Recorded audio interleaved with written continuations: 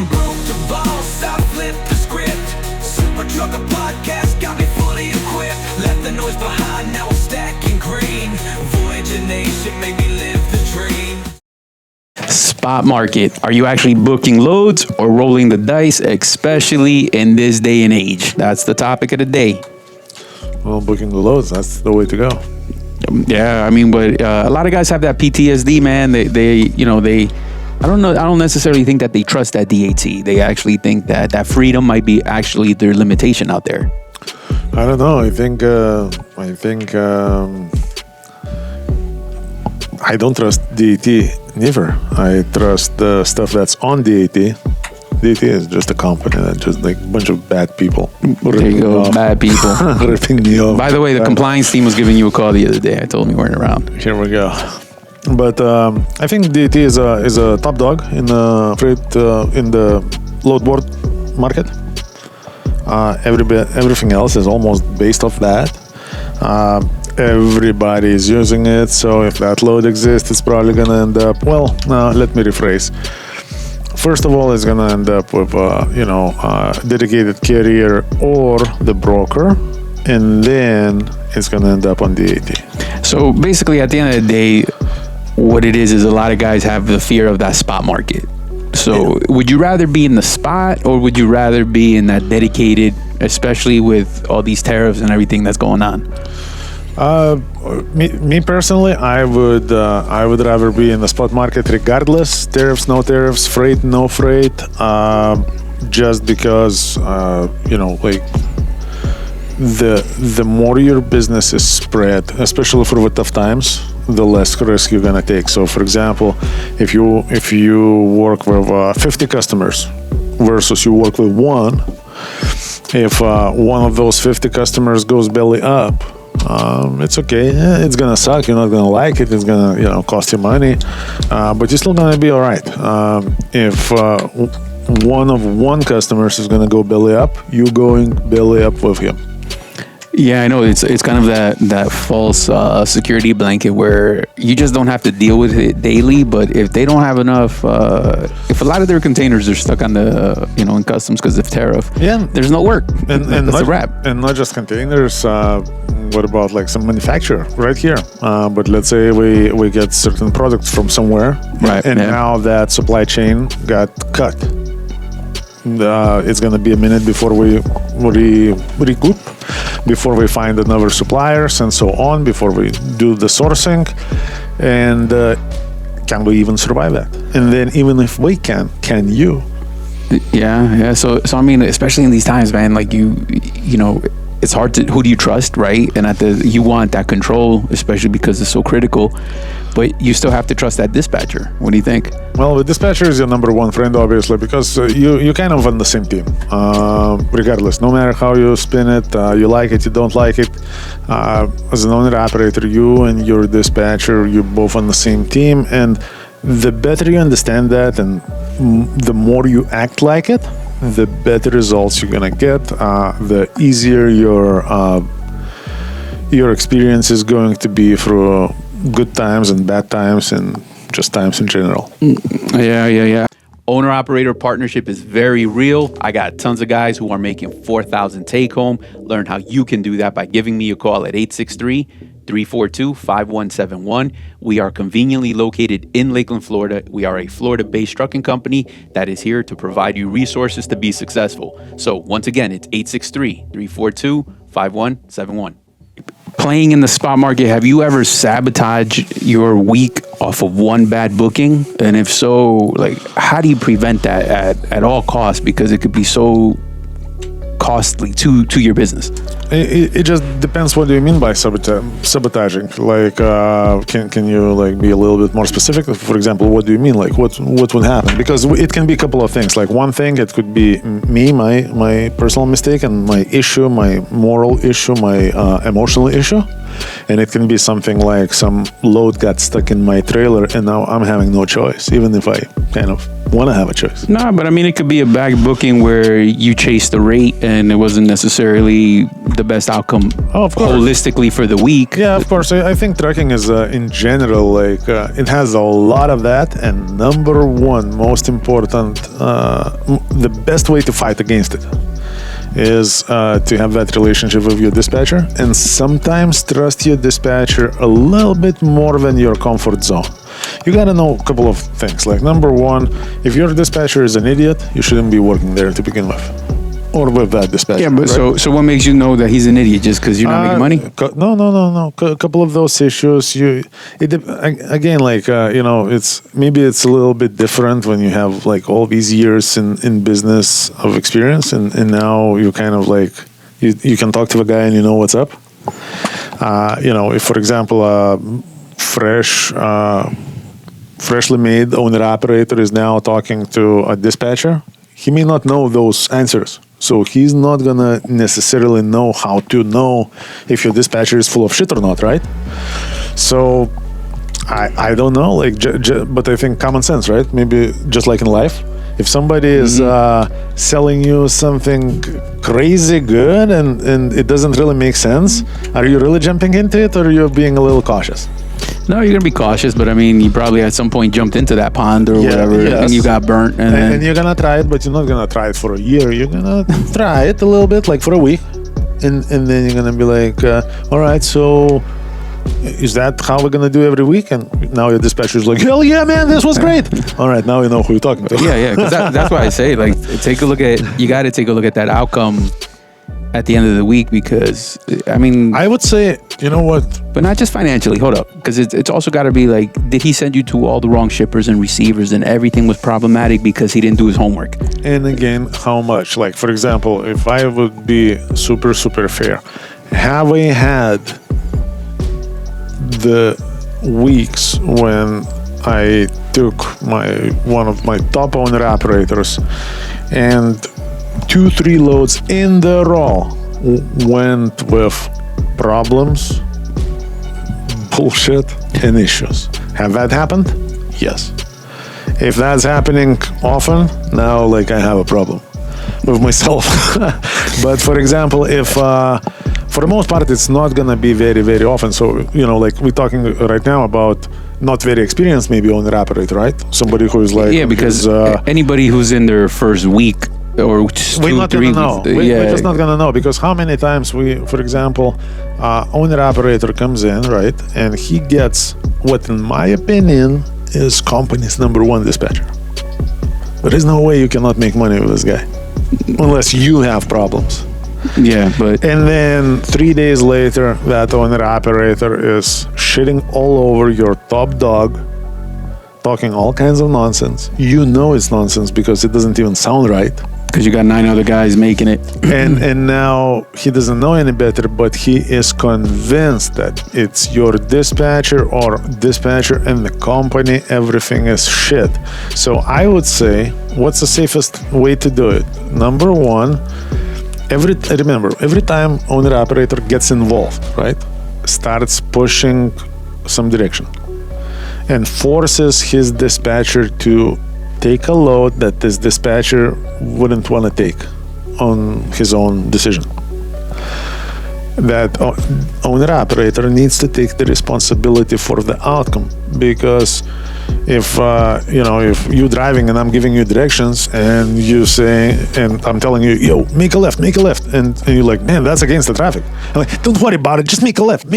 And now you're making a left, and now we get pulled over by the cops, and like, Mike, what the fuck? I thought like it's some sort of very quick or whatever, like nothing is gonna happen, and now we're here, and now I'm getting a ticket.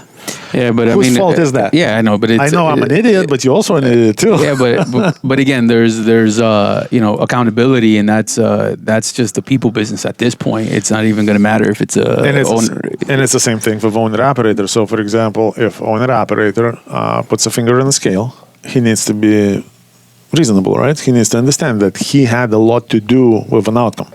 I think the easiest way to figure out who your dispatcher is to first of all have a conversation. Let's say I'm a brand new owner operator who doesn't know any better, right?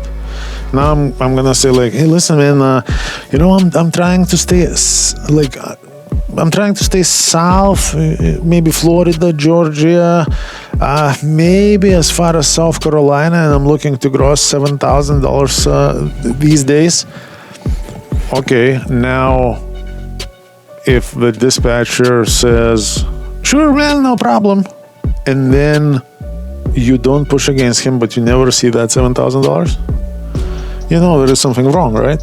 Absolutely. But for example, the strong dispatcher, he's gonna say, no, listen, how long you been in this game?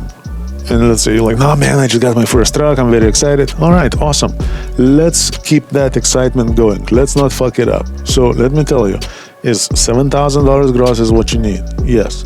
All right, then that Florida, Georgia, South Carolina thing is out the window. Yeah, get rid of it. And I'm sorry that I'm popping your bubble, but it's out the window. So let's set the priorities straight.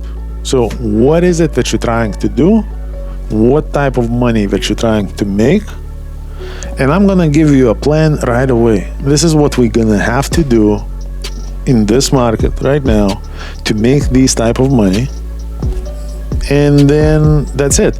And now the dispatcher that's yesing you to death. It's bullshit. Well, let me rephrase. Because imagine this: if you're a known operator coming to me and like, I'm like, how much you looking to make?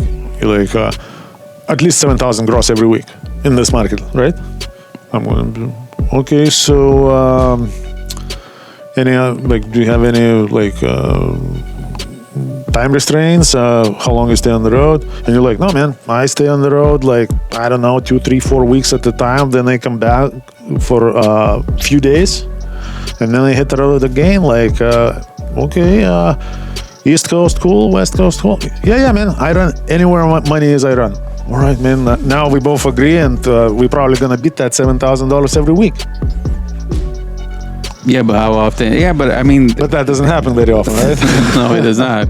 So that's what we're talking about. Is that people business, and So once those stress triggers hit, So where I was going to, I think, and got lost a little for a second. I think if the company is new to you, if you as an owner-operator new to the business, not the trucking business, because obviously you've been a driver and something like that, right? Mm-hmm. But as an owner-operator business, I would say pick somebody in the company to talk to guide you to the right direction. I'm pretty sure a lot of times even the recruiter is going to be able to guide you. Because imagine this, have you ever seen the company that recruiter cannot move a needle at all? Yeah, big boy companies. Well, very big companies, because then all these departments are in not only different floors, different cities. Different states sometimes. Yeah, so that recruiter is very limited to what they do. But your average company, that's everybody pretty much in one building. No, yeah, but the smaller it is, the more influence the individual has, for sure. So absolutely. So if you see a brand new owner operator who has a very reasonable concerns, because it's a new business for him, right? And it's a huge investment for him. Now, you're trying to make it work for the individual anyway, right? And now you're probably gonna be able to say, all right, based on his demeanor, based on his expectations, seems like the guy is an open book. All right, let's get the most out of it. So let's put him with a dispatcher who is going to be able, because some very good dispatchers are bad coaches, right? Somebody like that you want to put with your best dispatcher who's also going to be patient and good coach. Yeah, because the patience and good coaches, some dispatchers are very, very good and strong, but they ain't got time for that. Yes. So this is what I'm saying. Yeah. I think it has a lot to do to any owner-operator success as well, is the relationship with a dispatcher, and the company can make those adjustments. Almost any company can make those adjustments, as long as we're reasonable. Yeah, and that's what. Yeah. But to your point, everybody has to be a little bit reasonable at that. Of course. At that point, of course, that open-mindedness has to come from both sides of the fence in order for success to actually be there. And the bottom line is, if that relationship goes well between owner-operator, new owner-operator, not so new owner-operator, and the dispatcher, most of the time the results are going to be good or very good. and that's it.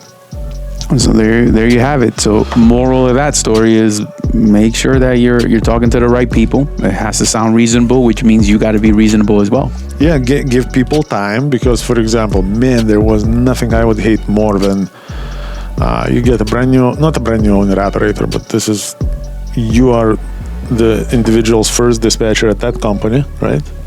And on the first load, something goes sideways. That feels pretty shitty, because you almost feel like, shit, man, like I how many times we seen that the owner operator is now, he knows for sure that he has a shitty dispatcher. Yeah, but it's crazy, because I guarantee you it's nothing that they've never been through before. Of course. Even as a company guy, course. but just emotions. It's emotions, and it changes, and it feels different when now you're responsible. Owner-operator partnership is very real. I got tons of guys who are making $4,000 take-home. Learn how you can do that by giving me a call at 863-342-5171. We are conveniently located in Lakeland, Florida. We are a Florida-based trucking company that is here to provide you resources to be successful. So once again, it's 863-342-5171. So again, as we're talking right now, so I guess the bottom line is really use a calculator and not emotions to do everything in trucking, right? That would be the most bulletproof option. Yeah, and then but also understand that when you're doing that calculation for that first week, you got to give that learning curve to that first week. You're getting to know. You're just getting started. Guys I've seen also, man, they bought the truck, whatever it may be. They start on a Wednesday. It's not a full week, but we easily forget all of that when they're getting that first check. So, I mean, it wasn't planned as according as it should have been. It could have been a little bit better. Again, with guidance from the recruiter, could have been like, hey, man, let's start Monday morning fresh, so that full week is that full settlement. These little details absolutely matter. We do. And we also can be overcome very easily, because as long as emotions are not overflowing, everything can be fixed. Even if you start on Friday, right? Money is money, dollar is dollar, gallon is gallon, mile is mile. Easy, right? But in reality, not so much. No, not so much, because once people business, man, I keep going to that, because a lot of people watching this video know exactly that pain. Yeah, I think in general, most owner operators, we probably have no idea. Well, no, let me rephrase. Most owner operators probably know that, but a lot of owner operators who have been in business more than, let's say, 3-4 months without any major breakdowns. A little bit here, a little bit there, just a standard owner operator, process, life. Most of the people that already have been in business for more than 3+ months and cannot put ends together financially. A lot of times, if you're one of these guys, look at the mirror and ask yourself, how many companies you already been through in these 3-4 months, and then ask yourself a question: how many days you really work per week, and how many weeks you have really worked. And anything that's less than full 24-hour 5 days is not a full-time job. Yeah, and the additional question to that, or just a comment, is that it's also the formula.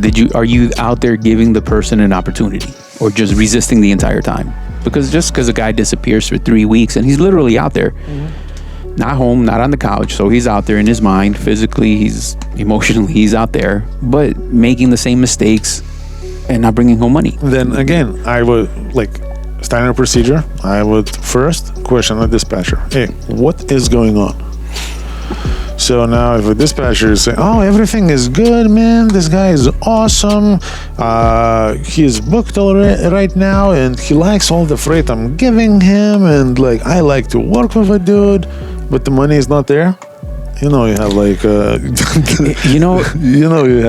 but that's a problematic dispatcher. Yeah, but the double-edged sword for that is, I find that a lot of times the problem is that the owner-operator at the same time is pandering it. So Hey, he's giving me, honey, I got it. He's giving me the perfect loads, Texas and back all the time, but nobody's counting money. Yes. So at the end of the day, I would say any dispatcher who is not questioning the money part when making plans with owner operator about what we're going to do this week, what's the plan, what are we going to do today, and then on top of that, if he's not questioning that but you're making money, don't worry about it, you got a good deal.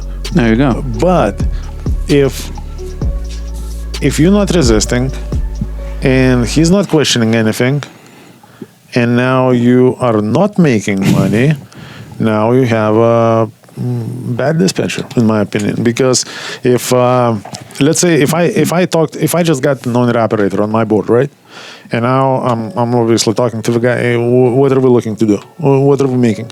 Let's just say gross figures are usually easiest to talk, because I can talk net, because I don't know what's your fuel economy, I don't know your truck like that, man. It's a huge difference. By the way, Christian already did that video 5 times, which you guys never seen. So you got to pay for that subscription, guys. I know, but but here we go. So if you would watch that video, you know very, very clearly that 2 identical individuals, same truck model and make and year, and the routing is exactly the same. We just follow each other. The settlement difference is $1,500. How did that happen? Fuel economy. So as a dispatcher, I'm not gonna get involved. I'm just gonna notice that you did good numbers, but your settlement is shit. The first place I'm gonna look at is fuel. But again, that's experience. A lot of dispatchers never been in the truck. We may not know that, but then again, the ops manager should know that. Somebody should know that in the company, right? So now that question needs to be discussed. But if I just received a driver as a dispatcher, and now we're talking about grossing $7,000, right? Again, in this market, because any other market, $7,000 is not even like money, right? That's just a change. But in this market, let's say we're looking to make $7,000, and now the week starts. We're making a decision. Where we're gonna go? Let's say we're starting in Florida. So I'm getting you a load that's gonna end you on. Let's say if today's Monday morning, I'm getting you a load that lands in the best place somewhere, Alabama, Georgia, South Carolina. Tuesday morning, first thing in the morning. I need you to be empty. Money, $10 here or there, not gonna make a difference. Even $50 here and there, not gonna make a difference. I'm gonna pick the best location and the best timing. Period. That's it. And now let's say that same driver that we just talked about, $7,000 and yada yada, is telling me like, no, man, actually, you know what? I can pick up a load today, but then I have something to do tomorrow morning, so I can actually leave only tomorrow afternoon. And then, by the way, I gotta be back home on Friday. So let's just stick this week around the house. The first question I'm gonna ask you is, what about 7,000? Yeah, but that's always the moving. That's again the moving target, man. I understand. And one thing that I think is being missed. So a lot of times the owner operator thinks that if he discussed $7,000 with his dispatcher, right? And now he made a lot of changes in the plans, but dispatcher is still silently runs him around his changes, right? He didn't account for the, That guy is expecting 7,000 unless that dispatcher said, no, man, listen, change of plans, change of budget. What are we trying to do? How about, and let's say those appointments or whatever are real, right? I'm probably, as a dispatcher, I'm probably going to tell you, listen, man, in that case, how about let's not pick something up now that they know that you can only go tomorrow afternoon. And be back on Friday, yada yada. Instead of that, how about this? I'll get you a load going out tomorrow afternoon, and then you're gonna shoot, let's say, to Georgia for Wednesday morning. Shit, that's gonna be pretty tough. Regardless, I'm still probably gonna get you as far as I can and shoot you back into the Florida. and we're probably gonna make a hell of a lot more money than me playing that bullshit game around your house. Yeah, so And I'm gonna let that owner operator know this is what's up. owner-operator partnership is very real. I got tons of guys who are making $4,000 take-home. Learn how you can do that by giving me a call at 863-342-5171. We are conveniently located in Lakeland, Florida. We are a Florida-based trucking company that is here to provide you resources to be successful. So once again, it's 863-342-5171. So this is how you actually identify, a good dispatcher, because you're having reasonable conversation, but at the same time you have to know, like, when you adjust on the fly, and it's very difficult for people to remember last week and all of that. So when we change these things, we almost forget that we're not changing the money part. Yeah. Right? Like that is the focal point for everybody that's watching, is that you're in control of that, but it comes with the other side of that coin where, work areas that you want to run are going to affect your bottom line. Like, as we always say, man, like, things that the driver controls. Is he 400, 500, 600, 700 miles a day kind of guy? Drives at night, doesn't drive at night. Knows how to manage his hours of service. Where he's willing to go, not go. Can he even show up on time? All of this shit matters. It does. And if you're really good at that, you fucking go anywhere, make money. If you're not, you need people around you that can check you and help you get through it to become that good guy. Yes, but I think the main point of failure is when two individuals in the team, the dispatcher and the owner operator, are running some sort of operation like that and not talking about the expectation of outcomes. Or the big ass elephant in the room. They're not talking about what the real problem is. We're just pandering to each other. And we just think $3 a mile will fix this. Yes. And, but it won't. And no, nothing is going to fix anything. So I think communication is the most important thing. Also, if you have a dispatcher that you're not sure about, talk to ops manager. You don't have to be like a little, bitch, snitching on the guy or anything like. No, just like talk about real concerns. Yeah, because this is business. This is business. It's not a fucking schoolyard. Nothing personal. Like, hey man, this is what I'm trying to do. And then ops manager is probably gonna say, yeah man, that fucking makes no sense. Like, if you only fucking want to run 2 days that week, and you didn't make $7,000. That's strange. And that guy said what? Oh, he said you're gonna still make $7,000. So it's just a total, lack of communication, expectations, and so on. And by the way, I've seen a lot, dispatchers failing at that communication and. Failing owner operator. I think a lot of times when dispatchers are failing at that is that they actually think that just giving the guy what he wants to hear and just give him what he wants is winning. And he's happy at me, and it smooths things out. So sometimes we hide behind having a difficult conversation. You're just avoiding it, but you're not resolving any kind of issues. Yeah. So I think talking openly and straightforward is probably going to be the best thing. So even if there are some changes that needs to be made on how you run or what you're going to do or where you're going to go, let's at least keep the priorities straight. So if you're adjusting the way you're going to run and you have expectations to get the same money as you've been getting when you run some other way, right? And the dispatcher, let's say, agrees to that. Oh, okay, you want to run around your house? That's cute. That's awesome. We can do it. Then what's your priorities? Are these $7,000 gross still a priority? If it is, you should be like, but I'm still making my $7,000, right? And now now you're talking. Now the dispatcher, if he's any good, he's gonna tell you, oh no, man, like running like that, forget about it. And it's crazy because especially if it's like you're talking about that new owner operator that just started, right? And he kind of did his little research and knows that, all right, $7,000 gross weekly is it. So you base the truck you purchased off of that. You're kind of making a plan. You're kind of saying, all right, these are going to be my expenses and this is going to be that. And then, okay, now keep me around my house. And it's almost even over, because is that even enough for sustainability of what you got yourself into? No, it's not. Like, how many times I came across the situation to where, let's say, owner operator who has $1,600 truck payment, right? That's without even physical damage insurance. So $1,600 truck payment is probably what, like with physical damage insurance, probably $2,000, right? Right around there. $500 for maintenance, bare minimum, right, for owner operator with a used truck a month. So we're already talking about $2,500, right? And now we see, you know, like we're looking at last 4 weeks, and it's $1,200, $900. $1,700, and then 1 week off because the guy took a vacation or something. And I'm looking at the numbers. I know right away that we have a problem.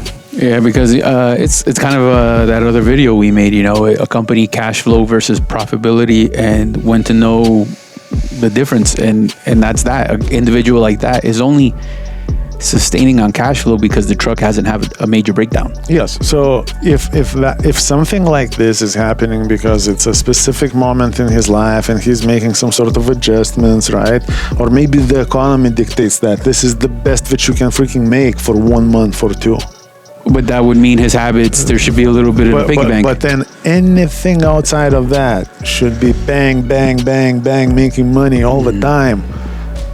However, and then what kills me is when, you know, sometimes you talk to that owner operator who runs like this and he has no idea.